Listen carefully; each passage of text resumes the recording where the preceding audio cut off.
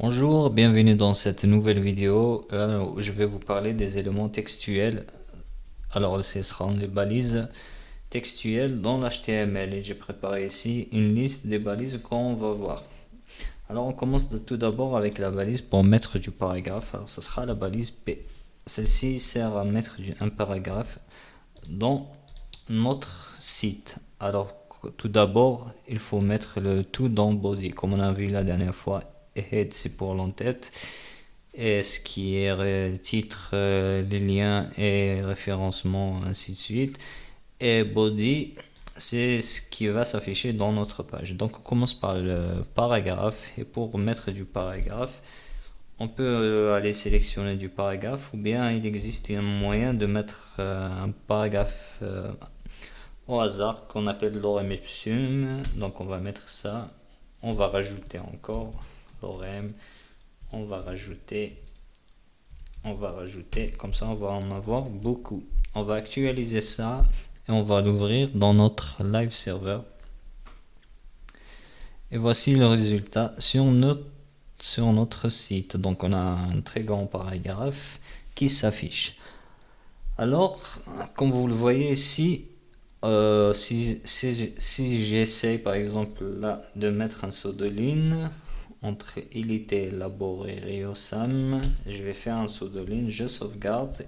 Et si je reviens ici, il n'y a pas de saut de ligne. Alors pour faire un saut de ligne, il y a une balise qu'on utilise et c'est la balise BR. Donc si on fait un BR, on sauvegarde, on revient ici, on va voir qu'il y a un saut de ligne. Alors si je vais rajouter encore un autre saut de ligne, je rajoute un autre BR. Donc ici, on voit qu'il y a deux sauts de ligne, etc. Aussi, si on veut mettre un mot en valeur, par exemple là, le mot conjecture, ça on veut le mettre en valeur.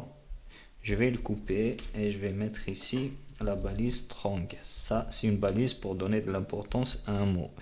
On va voir ici, je sauvegarde et on va voir que le mot conjecture va être en gras. Alors ceci, il y a aussi une autre balise pour donner de l'importance à un mot qui est la balise EM. Pour la différence entre les deux, je ne connais pas exactement quelle est vraiment la différence, mais je sais que tous les deux, les deux balises servent à donner de l'importance au mot. Donc ici, on peut utiliser le EM. Et si je sauvegarde, on va voir que le mot sera en italique. On voit ici le mot adipsising et en italique. Pourquoi celui-ci est en gras et celui-ci est en italique? Alors, il faut savoir que l'HTML de base est fourni avec un CSS par défaut. Donc, il y a un CSS par défaut que les navigateurs utilisent. Alors, si on utilise notre propre CSS, on peut le modifier. Mais ici, par le CSS par défaut, quand on utilise strong, ça met un gras, et quand on utilise EM, ça met le mot en italique. Alors, le but de strong et de EM n'est pas seulement de mettre le mot en gras et en italique, mais c'est un but sémantique. Donc c'est pour dire que ce mot est important et aussi ça aide les moteurs de recherche à trouver ce que les gens cherchent. Par exemple, si quelqu'un cherche le mot consécuteur, eh ben notre site sera bien référencé parce qu'on a mis ce mot dans la balise strong. Donc on va passer maintenant au titre pour mettre des titres. Alors on va voir, il y a balise H1, on va mettre ici, il y a H1, H2, H3, H4 et les numéros veut dire que chaque numéro donne de l'importance au titre. Par exemple, pour le titre principal, on met H1, pour le titre moins principal, on met H2, etc. Et là, pour H1, je vais mettre mon titre principal. Et on va couper tout ça et on va rajouter d'autres paragraphes en bas. 1, 2. Et là, on va mettre H2. On va mettre mon titre secondaire. Et là, on va mettre un H3. Et là, on va mettre mon troisième titre. On va sauvegarder tout ça, on va voir le résultat, ce que ça donne. Donc on voit que les titres ils sont en gras et on voit que le H1 est plus grand que le H2 et plus grand que le H3 et ainsi de suite. Donc ceci genre veut dire que le H1 est plus important que le H2 et plus important que le H3.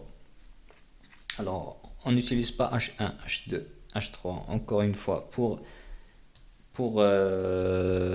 la police, mais on l'utilise vraiment pour l'importance du titre. Donc pour la police, comme on a dit, on peut modifier ça avec du CSS qu'on va voir après le cours sur l'HTML.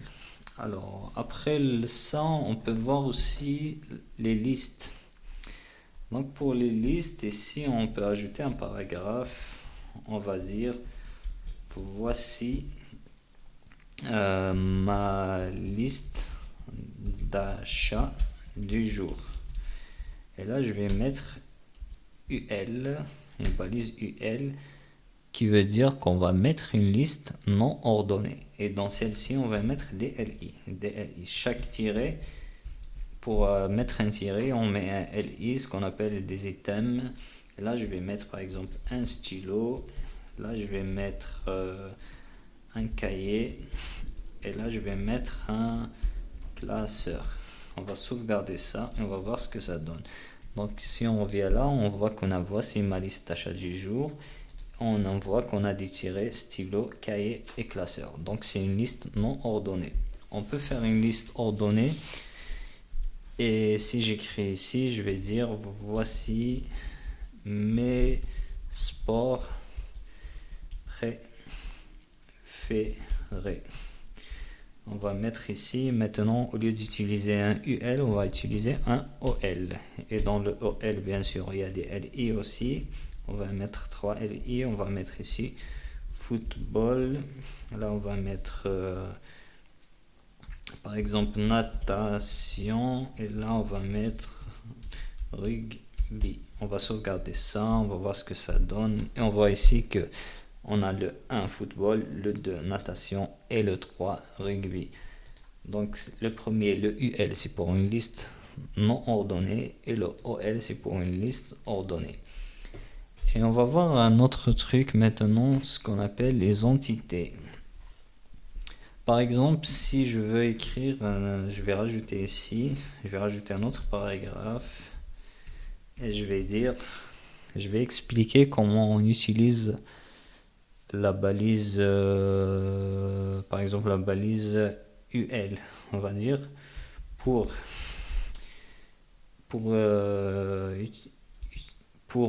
utiliser une liste dans le HTML,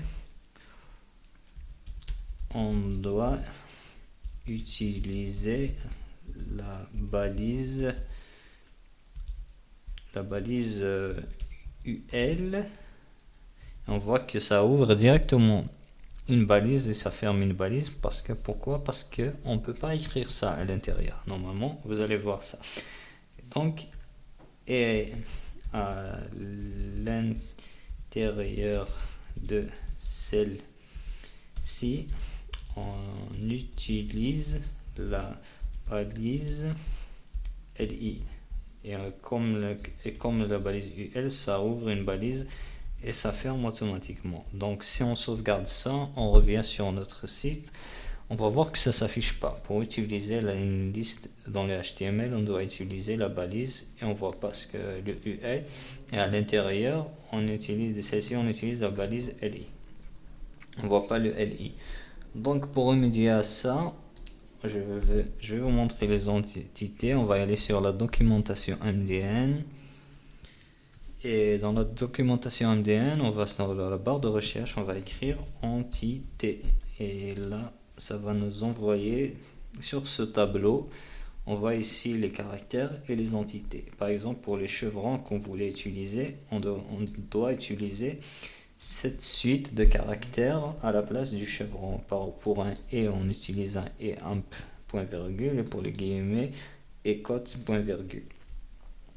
nous on a besoin des deux chevrons, donc pour le premier on utilise ça, on va copier ça, on revient ici, on va le mettre là, et l'autre c'est celui-ci, on revient, on va copier le deuxième, on va le mettre là et là. On va sauvegarder ça, et on revient sur notre site et on voit que ça s'affiche comme on le voulait. Donc pour utiliser une liste dans l'HTML, on doit utiliser la balise UL, et à l'intérieur de celle-ci on utilise la balise LI. Et une autre entité que je vais vous montrer, c'est celle-ci. Je vais copier ça, qu'on va utiliser. Par exemple, si on va dans notre titre principal, on veut mettre un grand espace entre le mot titre et le mot principal. Et là, je vais mettre beaucoup d'espace. Et vous voyez, dès que je sauvegarde, ça va supprimer les espaces. Pourquoi ça supprime les espaces? Parce que les espaces que j'avais mis n'ont pas de sens. Donc, parce que le Visual Studio, il sait que le navigateur ne va pas interpréter les espaces, donc il les supprime automatiquement. Et donc ici, j'aurai pas mes espaces. Si je veux utiliser des espaces, je vais utiliser l'entité que j'avais copiée et je vais mettre beaucoup. Et là, je sauvegarde. Ça va me créer des espaces entre le mot titre et le mot principal. Mais il faut savoir que on n'utilise pas ça pour en mettre un espace. Donc on utilise ça si vraiment ça a une signification dans notre texte ou quelque chose comme ça. Donc si on veut faire des espaces entre des mots ou bien entre des paragraphes ou quelque chose ou autre chose, il y a le CSS pour remédier à ça. Donc cette utilisation, on utilise cette entité seulement si vraiment on est obligé de le faire. Donc si ça a un sens de le faire. Et voilà, c'est tout, je crois. Et pour ça, je vous dis rendez-vous dans les prochaines vidéos pour voir les autres balises, pour mettre des images, pour mettre des liens, et pour mettre des boutons, etc. Et sur ce, n'hésitez pas à vous abonner, à laisser un petit like si vous avez aimé la vidéo. Et je vous dis à bientôt.